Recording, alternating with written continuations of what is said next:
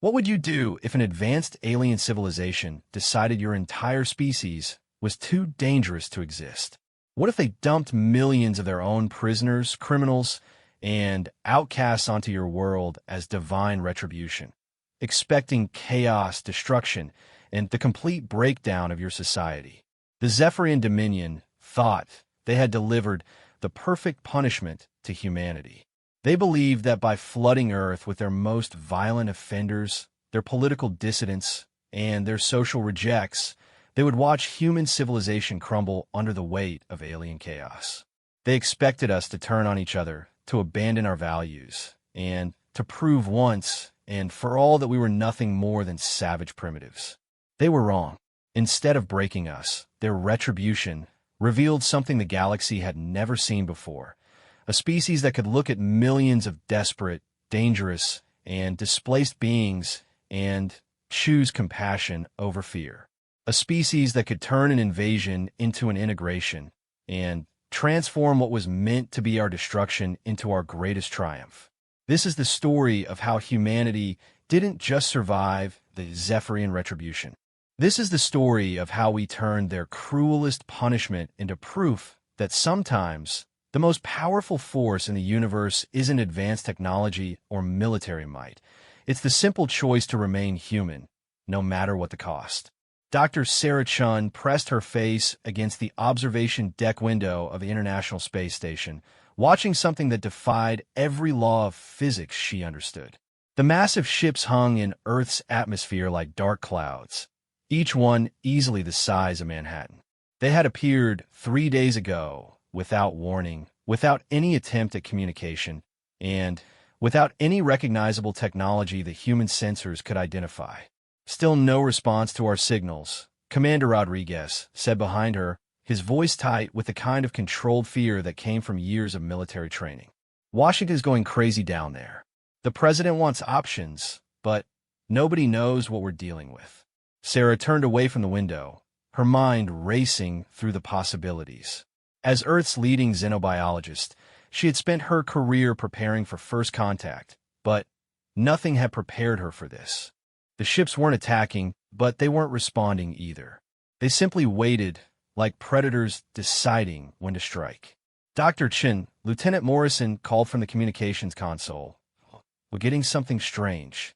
It's not coming through our normal channels, but every electronic device on the station is picking up the same transmission. The voice that filled the station was unlike anything human ears had ever heard. It resonated with harmonics that seemed to vibrate through bone and muscle, speaking in perfect English with an accent that suggested vast intelligence and even vaster contempt. People of Earth, you have been judged by the Zephyrian Dominion and found guilty of the crime of uncontrolled aggression. Your species has demonstrated throughout its brief existence a capacity for violence that threatens the peace of all civilized worlds. We have observed your wars, your cruelty to your own kind, and your reckless expansion into space despite your obvious primitive nature. Sarah felt her heart sink. This wasn't first contact. This was a sentencing. However, the Dominion is not without mercy. Rather than eliminating your species entirely, we offer you an opportunity to prove that you are capable of evolution beyond your savage nature. We are depositing upon your world exactly 4.7 million individuals from our own territories. These beings are criminals, dissidents, political prisoners, and social outcasts that our society can no longer accommodate. The transmission paused, and Sarah could imagine the alien speaker smiling with cruel satisfaction. If your species possesses even the smallest capacity for wisdom and growth, you will welcome these beings and integrate them into your society with compassion and understanding. If you are truly the violent primitives our observations suggest, you will turn upon them with the same cruelty you have shown your own kind throughout history. Your reaction to this gift will determine whether your species deserves to continue existing. The communication ended abruptly, leaving the space station crew in stunned silence. Sarah stared out at the massive ships, understanding now why they had come. This wasn't an invasion, it was a test. A test designed by a species that clearly believed humanity would fail. Down on Earth, the reality of the situation was beginning to sink in. President Martinez stood in the Situation Room, surrounded by advisors who all seemed to be talking at once.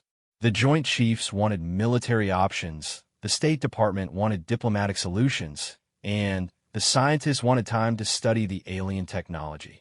Nobody seemed to have any idea how to handle 4.7 million alien refugees who were about to be dropped on their doorstep. Madam President, General Harrison was saying, "We need to treat this as a hostile invasion. We don't know anything about these beings. They could be carriers of alien diseases. They could be armed. They could be programmed sleeper agents designed to destroy us from within." Or, interrupted Dr. James Whitfield, the president's science advisor, "They could be exactly what the aliens said they are, prisoners and outcasts who need our help." President Martinez rubbed her temples, feeling the weight of a decision that would determine the future of human civilization. What do we know about the ships? They're maintaining position at approximately 30,000 feet above major population centers, reported Admiral Chen. Our best guess is that they're going to distribute their cargo globally rather than dumping everyone in one location. That's actually tactically smart from their perspective, General Harrison admitted grudgingly. If they wanted maximum chaos, spreading the aliens out would prevent us from containing the situation. The president looked around the room at faces that reflected her own fear and uncertainty. "Dr. Whitfield, what's your honest assessment?" The elderly scientist leaned forward, his eyes serious behind wire-rimmed glasses. "Madam President, I think this is exactly what they said it is, a test. And I think they expect us to fail. The question is, what kind of species do we want to prove ourselves to be?" Before the president could respond, the lights in the Situation Room flickered and every screen simultaneously displayed the same image, a countdown timer showing just under 6 hours remaining. Across the globe, similar timers appeared on every electronic device capable of displaying images. In Tokyo, London, Mumbai, Sao Paulo, and hundreds of other cities, people stopped what they were doing and stared at the ominous countdown. Social media exploded with speculation, fear, and anger. Some called for military action, others for immediate evacuation of major cities. Religious groups declared it the end times, while conspiracy theorists insisted it was an elaborate hoax. But in a small town in Kansas, something different was happening.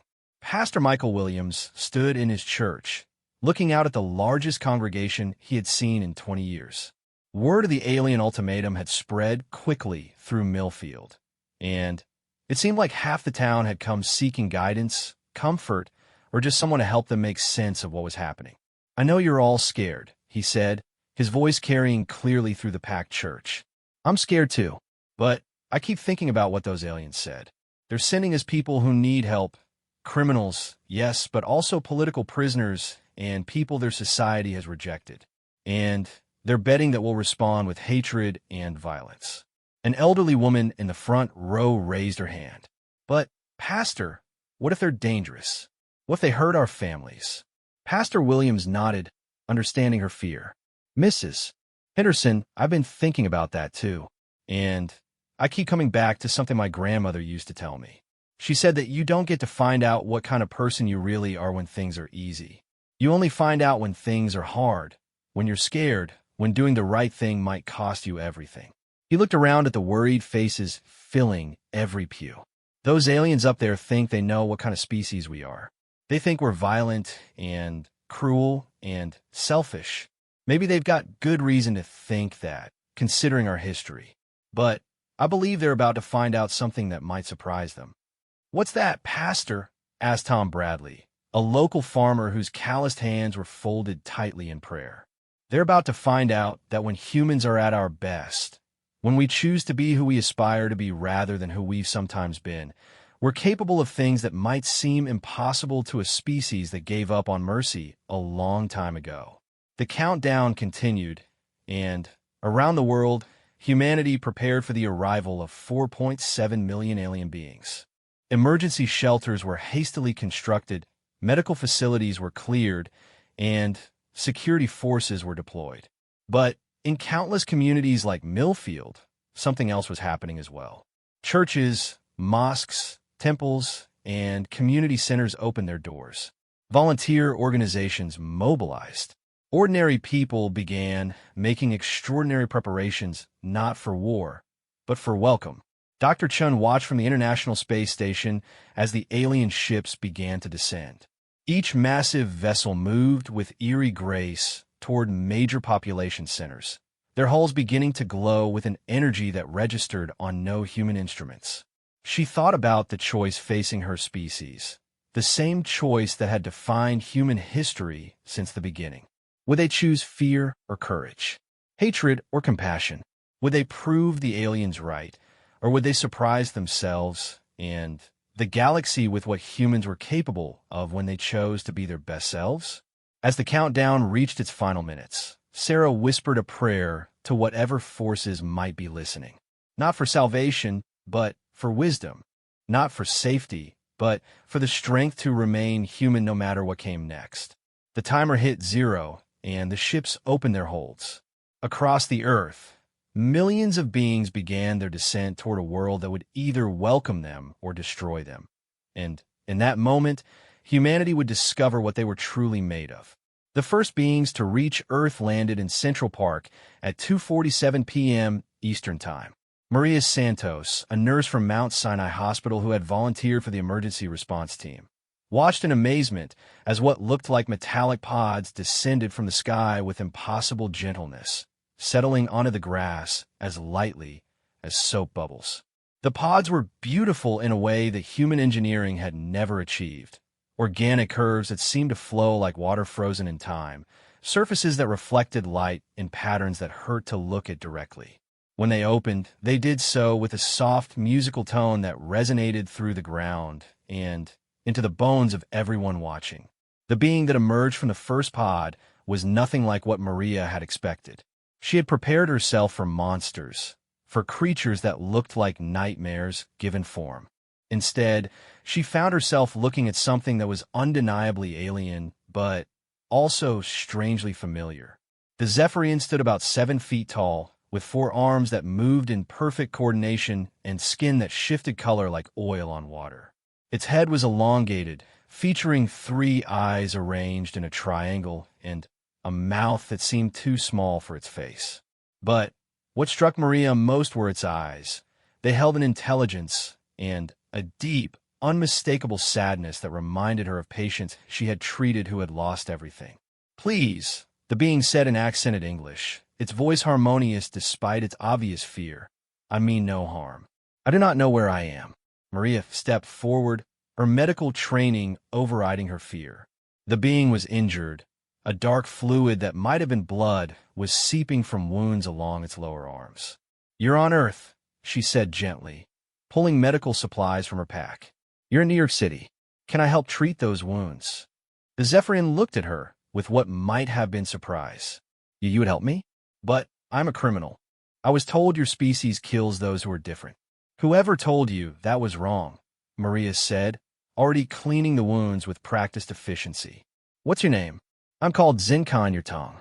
I was imprisoned for speaking against the Dominion's treatment of other species." The being's voice carried centuries of weariness. "I have been in detention for 47 years. Around them, more pods were landing and more beings were emerging. Maria could see National Guard troops maintaining a perimeter, but their weapons were lowered. The emergency response protocols that had been hastily developed over the past 3 days were working. Medical teams moved forward while security forces maintained safe distances, ready to protect both humans and aliens if violence erupted. But violence wasn't erupting. Instead, something unprecedented in human history was taking place. Dr. Hassan Ali, an imam who had insisted on joining the response team despite official protests, found himself face to face with a being that looked like a cross between a spider and a tree. The creature was clearly terrified, backing away from the humans surrounding it and making high-pitched sounds that might have been cries of distress. "Easy, friend," Dr. Ali said softly, approaching slowly with his hands visible. "Nobody here wants to hurt you." The being stopped retreating and tilted what might have been its head. When it spoke, its voice sounded like wind through leaves. "You're not going to capture me?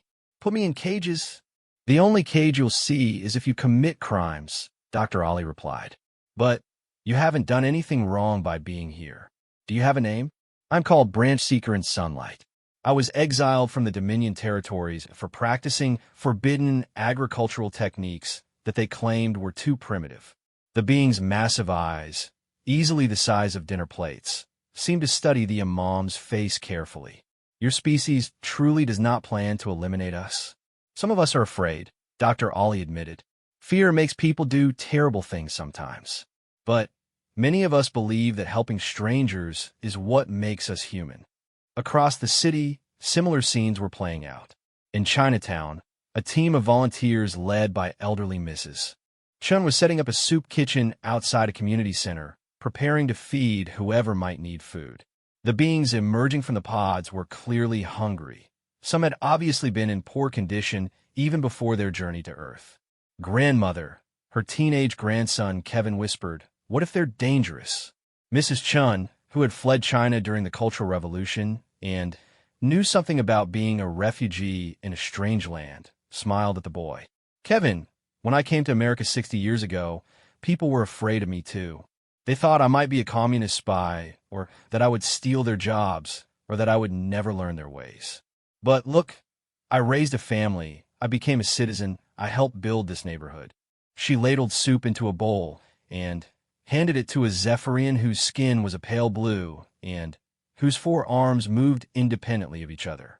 The being accepted the bowl with obvious gratitude, and Mrs. Chun was surprised to see what looked like tears forming in its triangular eyes. "You show kindness to strangers," the being said wonderingly. "The Dominion told us your species was incapable of such behavior." "The Dominion apparently doesn't know us very well," Mrs. Chun replied, already preparing another bowl. But not every first encounter was going smoothly.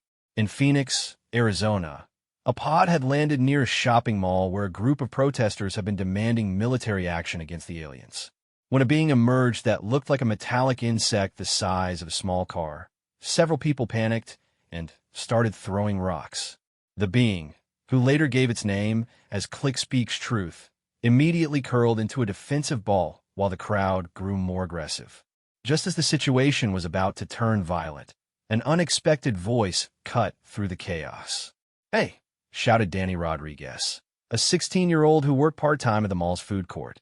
"What's wrong with you people?" The crowd turned to look at the teenager, who stood with his arms crossed and an expression of disgusted disbelief on his face. "This thing just got dumped on our planet like garbage. It's probably scared out of its mind. And your first thought is to throw rocks at it? What does that make us?" "It's a monster," someone in the crowd yelled back. "So, are we apparently," Danny shot back. "At least it hasn't thrown anything at us." The teenager approached the curled-up being slowly, ignoring the shouts from the crowd behind him. "Hey there," he said softly. "I'm Danny. I'm sorry about those idiots. Are you hurt?" Click Speaks Truth slowly uncurled, revealing compound eyes that seemed to study Danny's face with intense curiosity. "You defend me? But you do not know what crimes I have committed."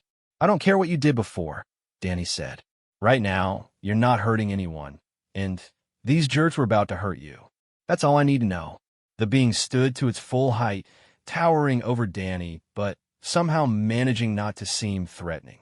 "I was imprisoned for attempting to organize workers for better conditions. The Dominion considers such activities terrorism." "Sounds like you were fighting for what was right," Danny said with a shrug. "Welcome to Earth. It's not perfect, but most of us try to be better than we were yesterday." The crowd had quieted, many people looking ashamed of their earlier actions. A few even approached to apologize, though Click Speaks Truth seemed more bewildered by their remorse than by their initial hostility. Meanwhile, in Washington, D.C., President Martinez was receiving reports from around the globe that defied every prediction her advisors had made. The initial landings were proceeding with minimal violence, but, more surprisingly, many communities were responding with organized assistance efforts rather than panic. "Madam President," her chief of staff announced, "we're getting reports of spontaneous volunteer organizations forming in dozens of cities. Religious groups, community organizations, even school districts are setting up assistance centers. General Harrison looked up from a tablet, displaying military reports. The security situation is better than we hoped, but we're seeing some concerning developments. Some of these beings possess abilities we can't explain. In Seattle, one of them stopped a building collapse by seeming to strengthen the concrete with touch alone. In Miami, another one appears to be capable of healing injuries instantly. Are they using these abilities aggressively? The president asked. Actually, ma'am, they seem to be using them to help. The one in Seattle saved a dozen construction workers. The one in Miami has been healing both humans and other aliens who were injured during landing. Dr. Whitfield leaned forward, his eyes bright with excitement. This is remarkable. If the Dominion sent us their criminals and outcasts, but these beings are displaying advanced beneficial abilities, what does that tell us about their society? The president understood immediately. It tells us that a civilization that considers healing the injured and preventing accidents to be criminal behavior might not be as advanced as they think they are. As night fell across different time zones, the landings continued. The aliens had been distributed globally as predicted, with approximately 50,000 beings assigned to each major metropolitan area and smaller groups sent to rural regions. Each group seemed to contain a mix of species and individuals with varying backgrounds and abilities. In a small town in Iowa, farmer Bill Henderson found himself hosting 3 Zephyrians in his barn after they landed in his cornfield. His wife Linda had insisted on feeding them, despite not knowing what they might eat. It turned out that 2 of them were capable of consuming human food, while the third subsisted on something that looked like liquid sunlight, but which he was able to produce himself. "We're political prisoners," explained the one called Sharp Thought Cutting. "We were arrested for questioning why the Dominion refuses to share advanced medical technology with species they consider primitive." "That does seem like a reasonable question," Bill said, leaning against his pickup truck and studying his unexpected guests. "What kind of medical technology?" "Regenerative healing, disease prevention, life extension," replied another, whose name translated roughly to dreams of growing things. "Technology that could eliminate suffering for billions of beings across the galaxy." But the Dominion believes that primitive species must earn advancement through suffering. Linda Henderson, who had worked as a nurse before retiring, felt a familiar anger rise in her chest. "They were punishing you for wanting to help people." "The Dominion's philosophy is that hardship creates strength," Sharp Thought Cutting explained. "They believe that beings who have not suffered enough cannot be trusted with advanced technology." Bill and Linda exchanged a look that conveyed decades of shared understanding. "Well," Bill said slowly, "I reckon that makes you the good guys in this story." As the first day of the Zephyrian Retribution came to an end, reports were flooding in from around the world. There had been isolated incidents of violence and panic, but they were far outnumbered by stories of assistance, welcome, and unexpected friendship. The aliens were turning out to be not the monsters that the Dominion had implied humans would see them as, but individuals with stories, dreams, fears, and hopes just like any human refugee. Dr. Chun, still monitoring the situation from the International Space Station, watched the alien ships beginning their departure from Earth's atmosphere. Their cargo delivered, the massive vessels were returning to whatever distant corner of the galaxy they had come from. The test had begun, but Sarah was beginning to suspect that the aliens might have misunderstood who was actually being tested. The Dominion had expected humanity to respond with violence and rejection. They had expected confirmation that humans were primitive savages who would turn on helpless strangers in their moment of greatest need. Instead, they had witnessed something that their own civilization had apparently forgotten was possible: the choice to respond to fear with compassion, to answer desperation with generosity, and to meet the unknown with open hearts rather than closed fists. But this was only the first day. The real test would come in the weeks and months ahead, as 4.7 million displaced beings tried to build new lives among 8 billion humans who were still figuring out how to share their world with visitors from the stars. 3 months after what historians would later call first landing, Dr. Elena Rodriguez stood in what had once been an abandoned shopping mall in Detroit and marveled at the transformation taking place around her. The vast space had been converted into something unprecedented in human history, a truly integrated community center where humans and Zephyrians worked, learned, and lived together. The integration success rate is exceeding our most optimistic projections, she reported into her tablet, documenting the pilot program that had become a model for similar efforts worldwide. Subject Group 47B has achieved 94% employment integration, with many Zephyrian individuals not only finding work, but creating new industries entirely. She paused her recording to watch a remarkable scene unfold near what had once been a department store. Zenka, the political prisoner who had been among the first to land in New York, was working alongside a team of human engineers to demonstrate something that was revolutionizing construction worldwide. The technique requires patience and understanding of molecular structures, Zenka was explaining to a group of fascinated civil engineers. His four arms moved in perfect coordination as he placed his hands against a section of damaged concrete. Where he touched, the material began to restructure itself, hairline cracks sealing and weak spots strengthening. Your species calls it healing when applied to living tissue. We simply extend the principle to non-living matter. Tom Bradley, the Kansas farmer who had been one of the early advocates for integration, shook his head in amazement. And your people were imprisoned for wanting to share this technology? The Dominion believes that instant solutions prevent the development of character through struggle, Zenkar replied sadly. They would rather see billions suffer with inadequate shelter than risk making life too easy for primitive species. Dr. Rodriguez smiled as she continued her documentation. The irony wasn't lost on anyone involved in the integration project. The beings the Dominion had dumped on Earth as punishment were turning out to be some of the most ethical, compassionate, and innovative individuals humanity had ever encountered. In another section of the center, Branch Seeker in Sunlight was working with Dr. Hassan Ali and a team of agricultural scientists to address food security challenges. The spider-like beings' forbidden agricultural techniques were producing crop yields that seemed impossible by conventional standards. The secret is symbiotic enhancement, Branch Seeker explained, using its multiple limbs to tend to plants that seemed to grow visibly as it worked. Instead of fighting natural processes, we enhance them. Your soil organisms, when properly supported, can increase productivity by factors your science considers impossible. Dr. Amanda Chun, a botanist from UC Davis, was taking extensive notes. This could end world hunger within a decade. Why would anyone consider this technology forbidden? Because the Dominion prefers species to remain dependent on their technology rather than developing self-sufficiency, Branch Seeker replied. Independence threatens control. The integration wasn't without challenges. Cultural differences ran deep, and misunderstandings were common. But what impressed Dr. Rodriguez most was how both humans and Zephyrians worked together to solve these problems. In the center's education wing, she found one of the most successful integration programs in operation. Human children and young Zephyrians were learning together in mixed classrooms, creating bonds that adults found both heartwarming and occasionally bewildering.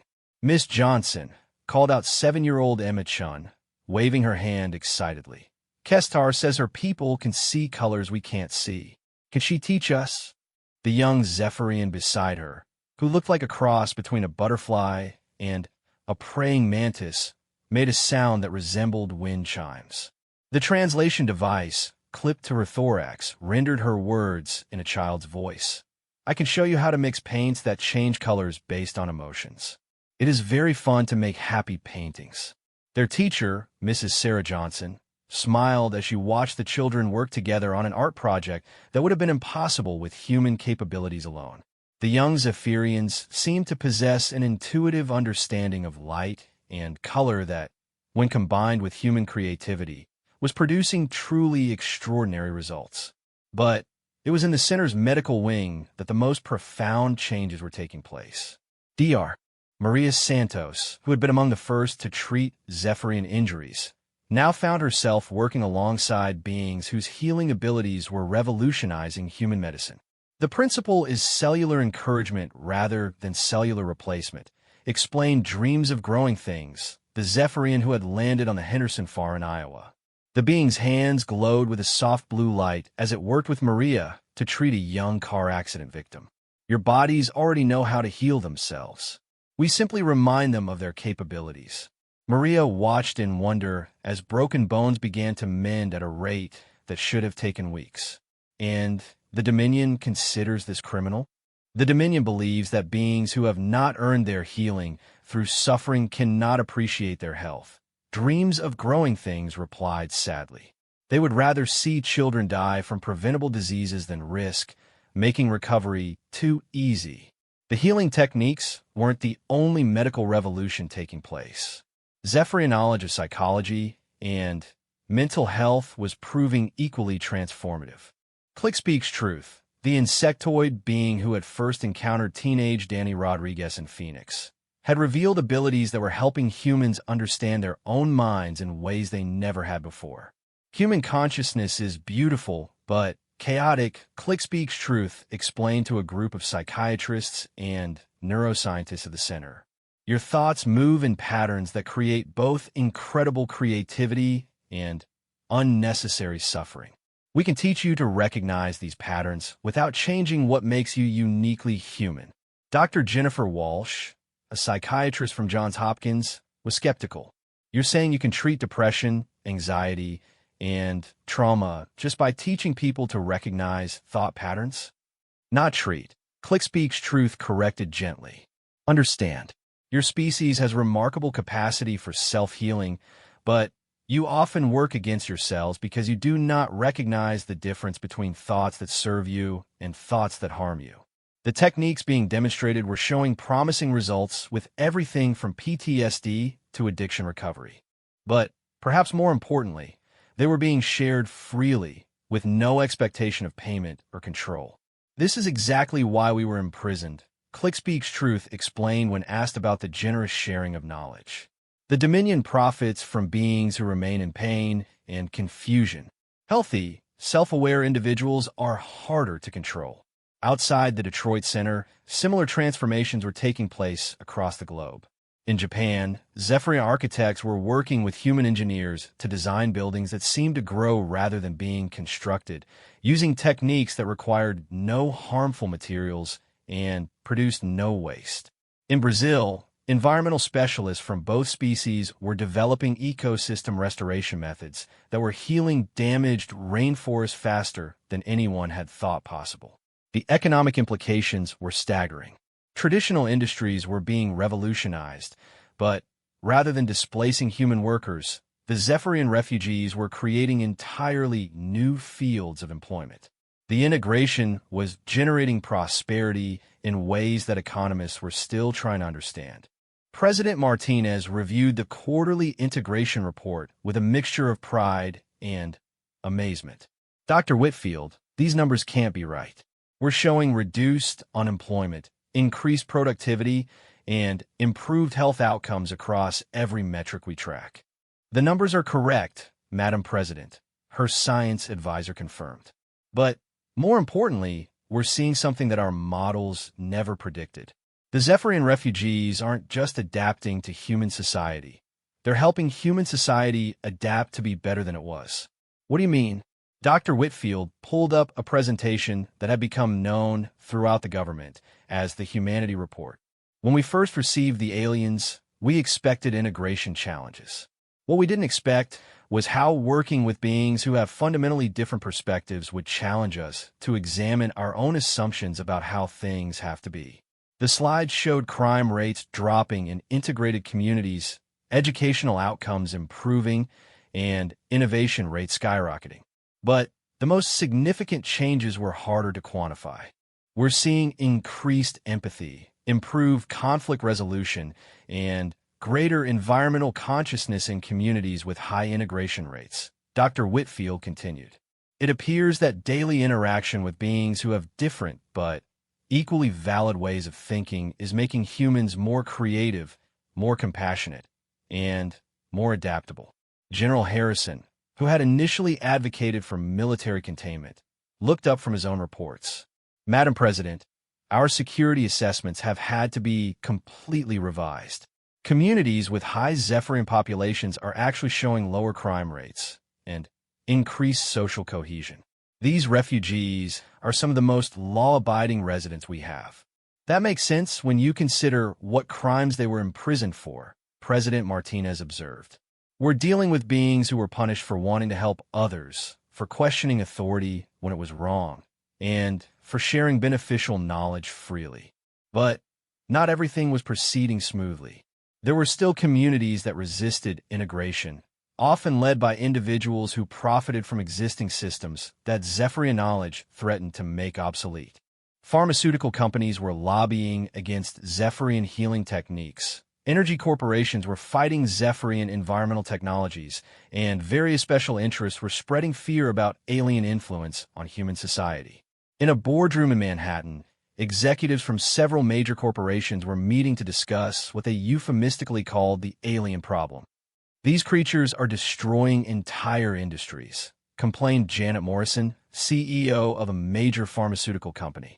If their healing techniques become widespread, what happens to our research investments? What happens to our patents? It's not just pharmaceuticals, added Robert Chun, representing agricultural interests. Their farming methods could put half our industry out of business. We need to push for regulations that protect American jobs and industries. The sentiment was echoed in similar meetings around the world, as established power structures began to recognize that the Zephyrian refugees represented not just cultural change, but economic disruption on a scale that threatened existing hierarchies. Back in Detroit, DR, Rodriguez was documenting a conversation that would later become crucial in understanding the larger implications of the integration. Dr. Rodriguez, Zenka said during one of their regular interviews, "May I ask you something about human nature?" "Of course. Your species seems to possess two distinct aspects that often conflict with each other. You have individuals and communities capable of extraordinary generosity and wisdom, but you also have systems and institutions that seem designed to prevent such generosity and wisdom from flourishing. How do you explain this contradiction?" Dr. Rodriguez paused her recording, realizing that this question went to the heart of everything they were learning from the integration. "I think," she said slowly, "that we're still figuring out how to organize ourselves in ways that bring out our best qualities instead of our worst ones. The Dominions solved this problem by eliminating choice," Zenka observed. "All beings think and act according to the will of the central authority. It creates efficiency, but it also eliminates growth, creativity, and innovation. And it apparently creates a society that considers helping others to be criminal behavior," Dr. Rodriguez added. "Indeed, perhaps the challenge for your species is to create systems that encourage your positive qualities while preventing your negative ones from dominating, all without sacrificing the freedom that makes growth possible." As the interview concluded, Dr. Rodriguez realized that the Zephyrian refugees weren't just learning from humanity. They were helping humanity learn about itself. The integration was revealing both the best and worst aspects of human nature, forcing communities and individuals to choose which aspects they wanted to cultivate. The test that the Dominion had designed was indeed revealing the true nature of humanity. But what was revealing was far more complex and promising than their alien judges had expected. Humans were capable of both cruelty and compassion, selfishness and generosity, fear and courage. The difference lay not in their nature, but in which aspects of their nature they chose to act upon. And increasingly, in communities where humans and Zephyrians work together, they were choosing to act upon their best selves. The Retribution intended to destroy human civilization was instead helping it evolve into something better than it had ever been before. 2 years after first landing, Commander Sarah Chun stood on the observation deck of humanity's first truly interstellar vessel, watching Earth grow smaller in the viewing port. The ship itself was a marvel that existed only because of Zephyrian engineering integrated with human innovation, a hybrid technology that neither species could have developed alone. Nervous? Asked Zenka, who had become not just Earth's first Zephyrian ambassador to the stars, but one of Sarah's closest friends over the past months of mission planning. Terrified, Sarah admitted with a smile. We're about to walk into the heart of a galactic civilization that considers us primitive savages, accompanied by refugees they dumped on us as garbage. This could go very badly. Or Zenka replied, his forearms working at the navigation console with fluid precision. It could go exactly as it needs to go. The mission to the Zephyrian Dominion had been inevitable from the moment the integration began showing its true potential. What had started as a punishment had become humanity's introduction to technologies and perspectives that were revolutionizing human civilization. But, more importantly, it had revealed the true nature of the Dominion itself. 6 months earlier, everything had changed when a small group of Zephyrian refugees had approached President Martinez with information that reframed the entire situation. The Retribution was not just a test of your species, Sharp Thought Cutting had explained during a closed session with world leaders. It was also a convenient way for the Dominion to rid itself of individuals whose ideas threatened the established order. What do you mean? President Martinez had asked. Dreams of growing things had provided the answer that changed everything.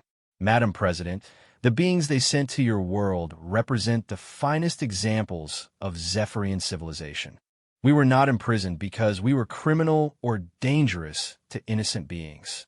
We were imprisoned because we were dangerous to an oppressive system that maintains power through artificial scarcity and enforced ignorance. The revelation had been staggering.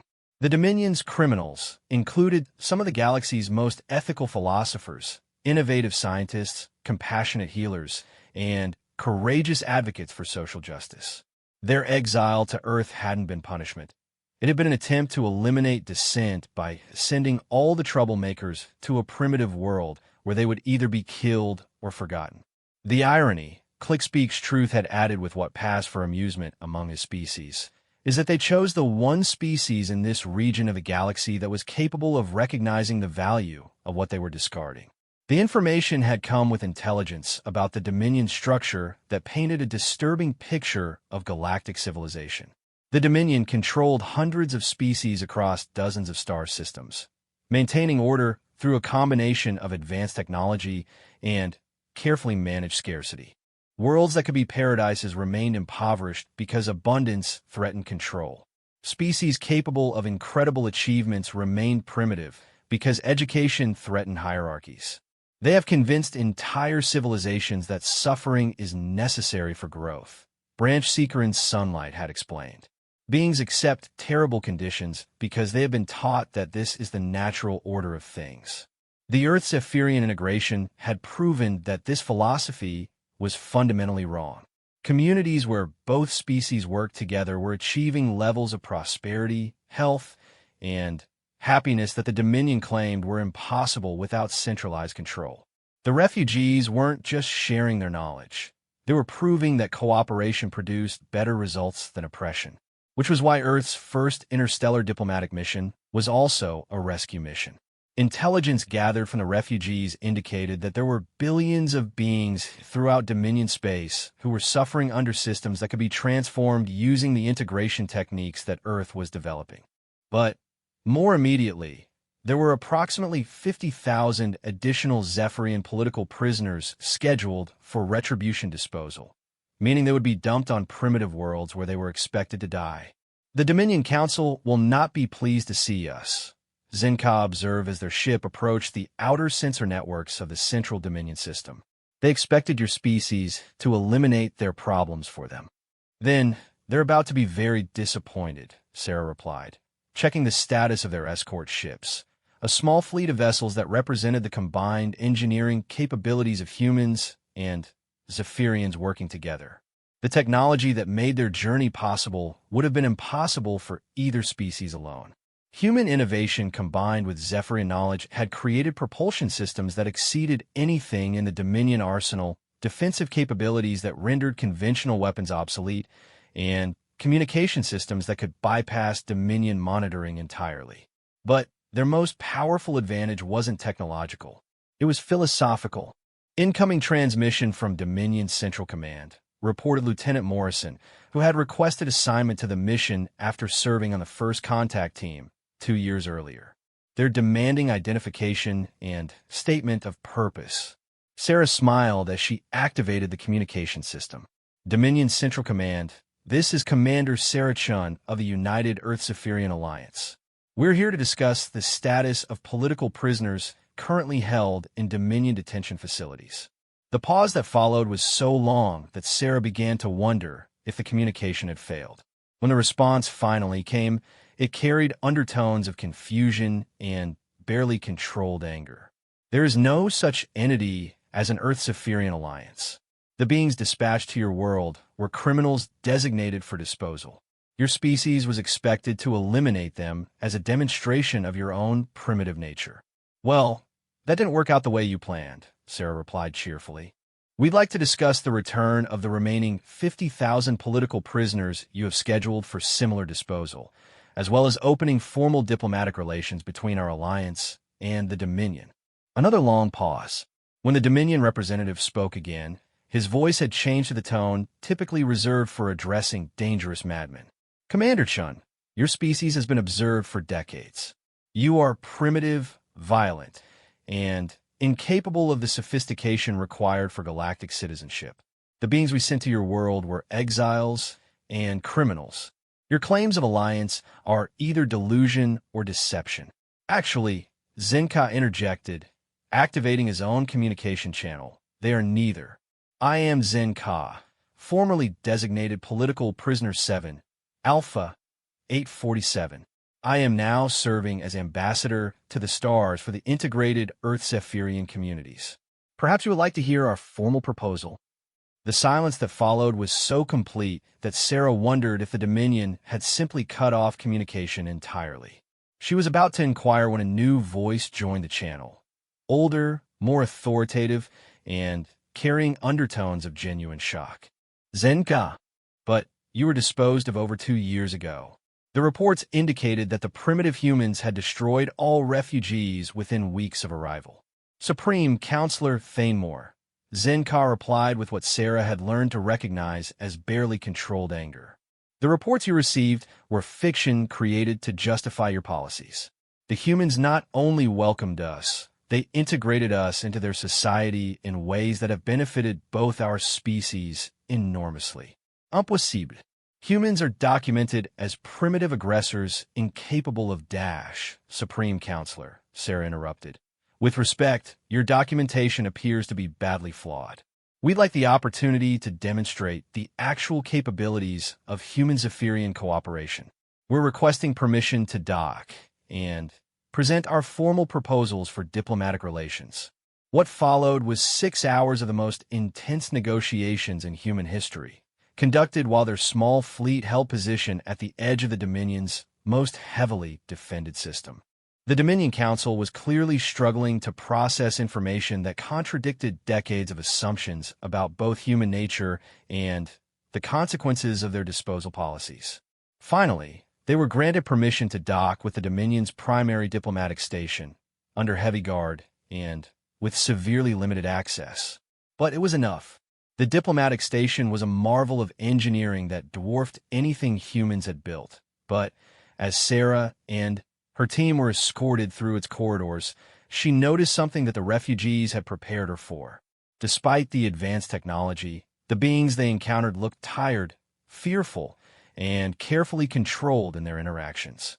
The Supreme Council chamber was designed to intimidate, with massive screens displaying the power and reach of the Dominion across hundreds of worlds.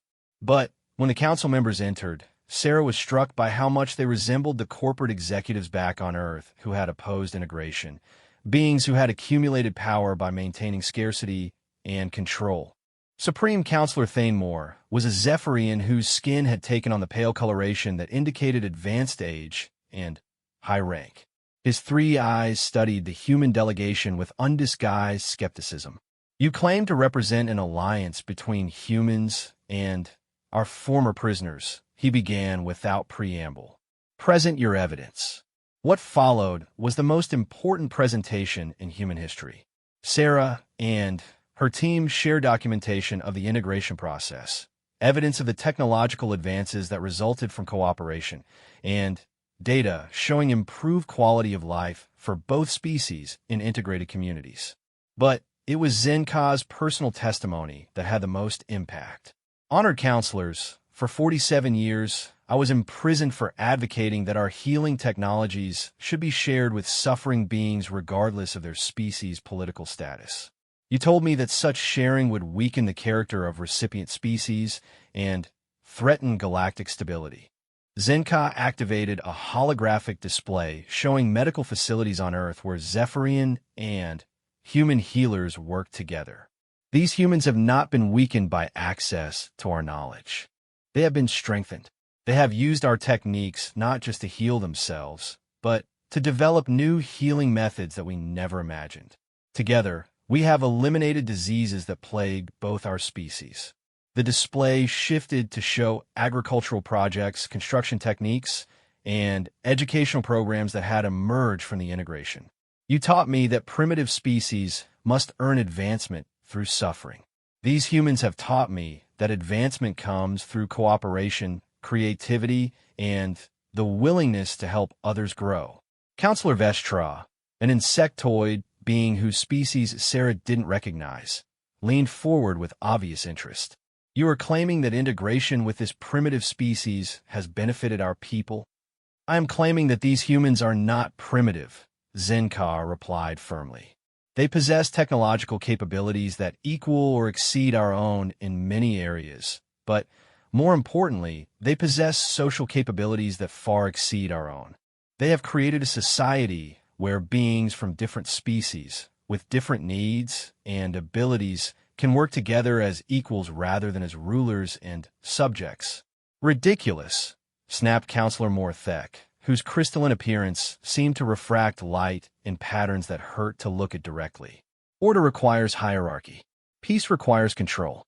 The Dominion has maintained stability across hundreds of worlds for thousands of years using proven principles. Sarah stood up, deciding it was time for humanity to speak for itself. Counselor Morthek, with respect, stability isn't the same thing as peace, and control isn't the same thing as order. You've created a galaxy where billions of beings live in artificial scarcity, while technologies exist that could provide abundance for everyone.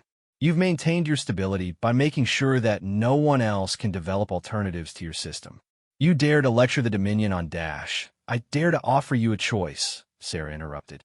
You can continue your current policies and maintain your control over a galaxy of suffering beings who have no alternatives.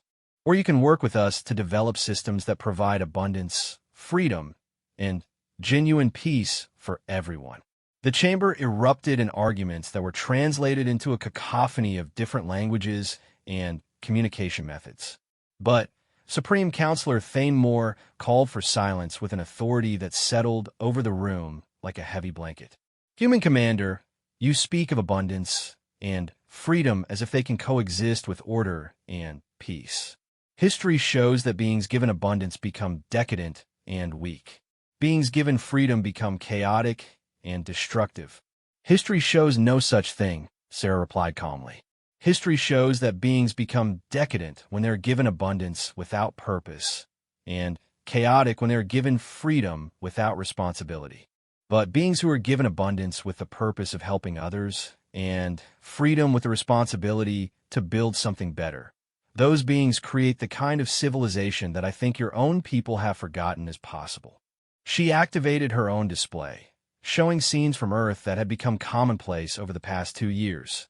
Humans and Zephyrians working together on projects that neither could accomplish alone, children of both species learning from each other, communities solving problems through cooperation rather than control. This is what your Retribution actually accomplished, Sarah said. You sent us your best and brightest, your most ethical and innovative people, thinking that we would destroy them or that they would destroy us. Instead, they helped us become better than we were, and we helped them become better than they were.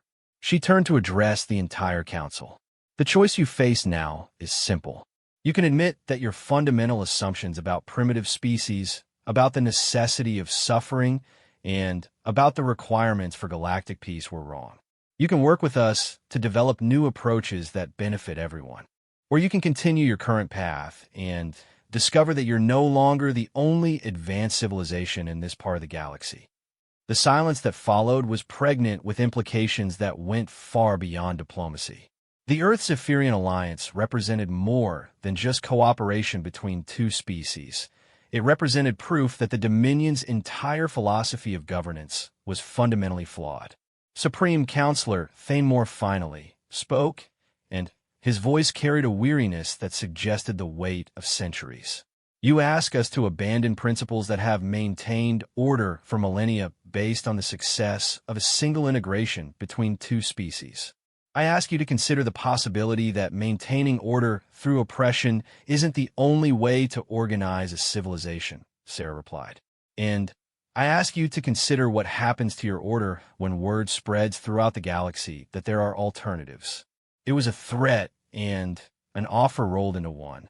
The Earth-Zephyrian Alliance was prepared to share its integration techniques with any species that wanted them. The Dominion could either be part of that process or find itself increasingly irrelevant as its subject species discovered that they had other options. The Council called for a recess that lasted 3 days, during which the human delegation was housed in quarters that were technically diplomatic but felt distinctly like protective custody. But those 3 days gave Sarah time to meet privately with individual council members who were clearly struggling with the implications of what they had witnessed. When the council reconvened, Supreme Counselor Thanemore's announcement would change the course of galactic history forever. 5 years after first landing, Dr. Elena Rodriguez stood in the Grand Assembly Hall of New Geneva, watching representatives from 47 different species prepare for the most significant vote in galactic history. The hall itself was a marvel of integrated architecture, Zephyrian molecular engineering supporting human artistic vision, with environmental systems designed by the crystalline Morthek species and lighting provided by the photosynthetic Veltar collective. Nervous, asked Zenka, who had become the first elected president of the Galactic Cooperation Council, a position that would have been unimaginable under the old Dominion system. Excited, Elena replied, watching the delegates from newly liberated worlds take their seats alongside representatives from Earth and the original Zephyrian refugee communities. 3 years ago, the Dominion Council voted to begin the Great Transition. Today, we find out if the experiment worked. The transformation hadn't been easy. When Supreme Counselor Thanemore had announced the Dominion's decision to adopt integration protocols across their territories, it had triggered the largest social upheaval in galactic history.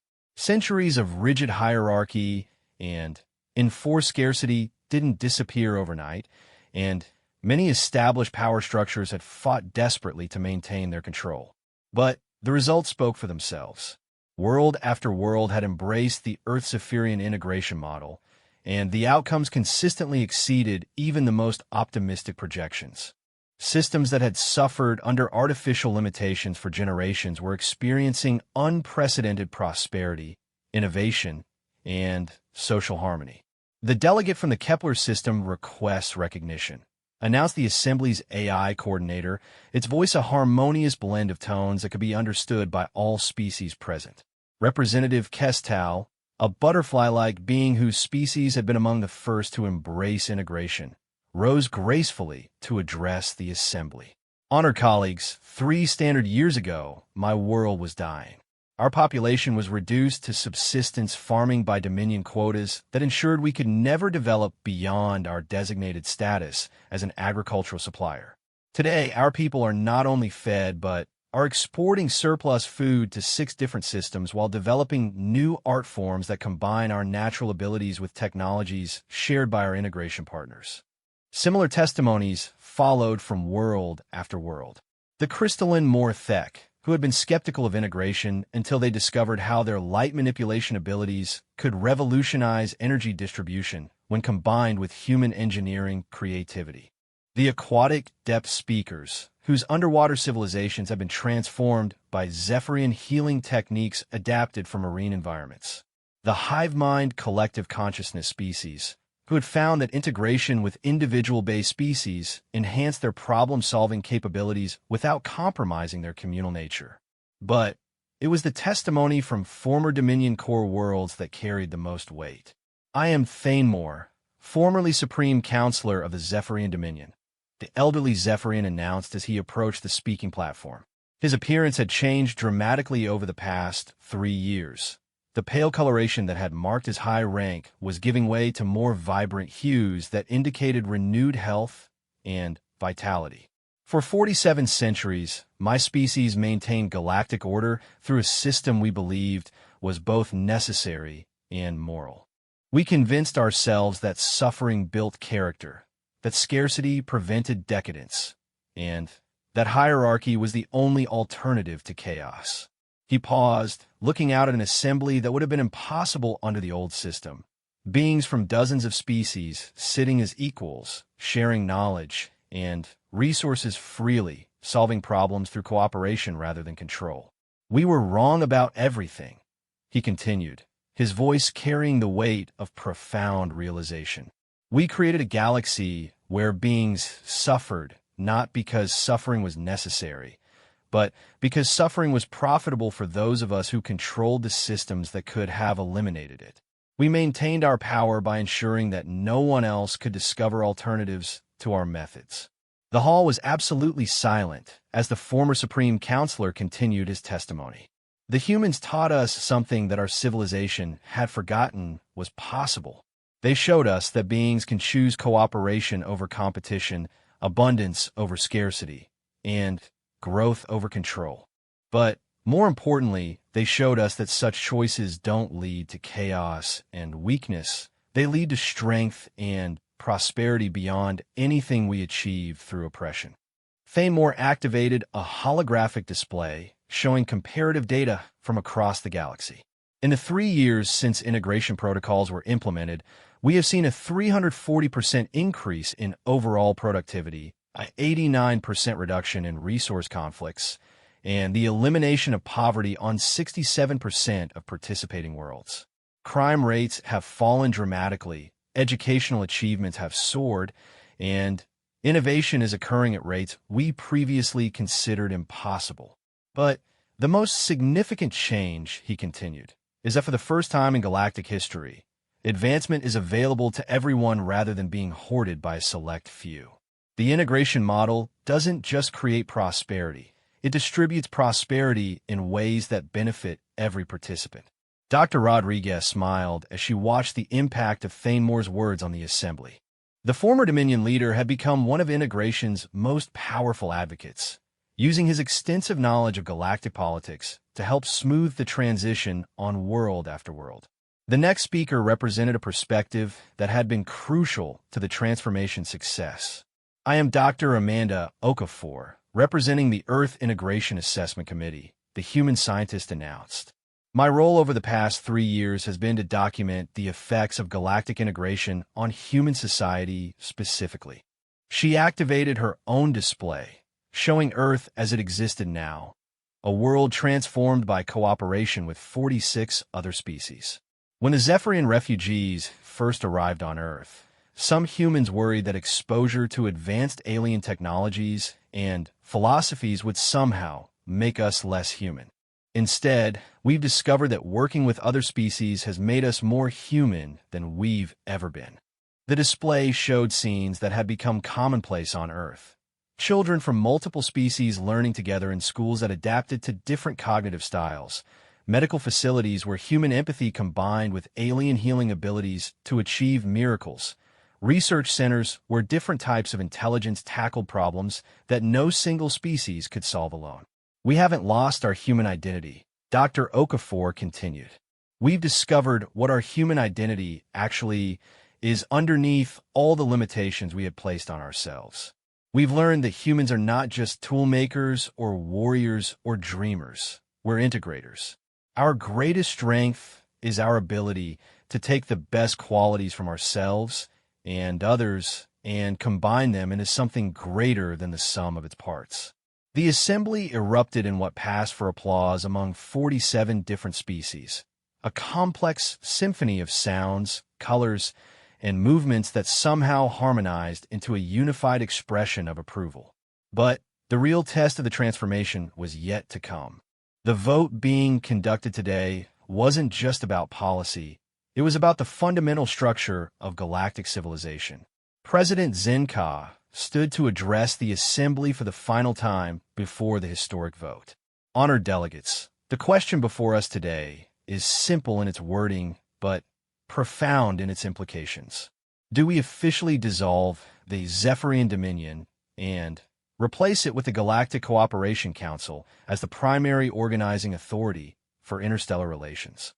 He paused, looking out at faces that represented not just different species, but different philosophies of how intelligent beings should organize themselves across the stars. This vote represents more than a change in government. It represents a choice between two fundamentally different approaches to civilization. The Dominion model, which maintained order through hierarchy and control, or the cooperation model, which creates harmony through integration and mutual support.